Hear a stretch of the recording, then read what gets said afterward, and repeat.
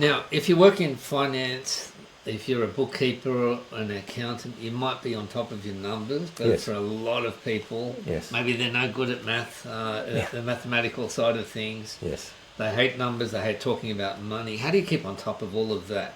If you're a smaller business, you can kind of start off with Excel and just have, inputs and outputs. And so the spreadsheet thing, spreadsheet, Google Sheets, or Excel or whatever. Mm-hmm. Yeah, so you just get some sort of spreadsheet program and put your inputs and your outputs. Mm-hmm. So that way you can keep track of it if you check on it weekly. There's also pretty affordable software that will actually do that for you, just straight out of your bank account. So just will actually access your bank account and give you a running total of how you're going. So there are a couple of ways that you can do it.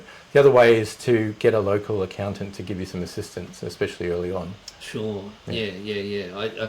When I speak to accountants and bookkeepers, I find that that they find a lot of people in small businesses who just have got no clue and don't want to touch anything to do with the numbers. Yeah, and so I think on top of that gives you an advantage, I suppose. Absolutely, and it helps you to be. One thing you want to do is you don't go into a small business to close it after 12 months. So you want longevity.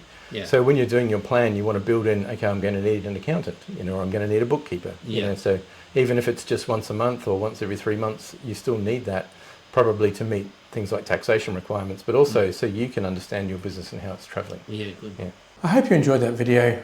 Please check out my website, dominicmclaughlin.com, and check out my free course on businessleaderslab.com.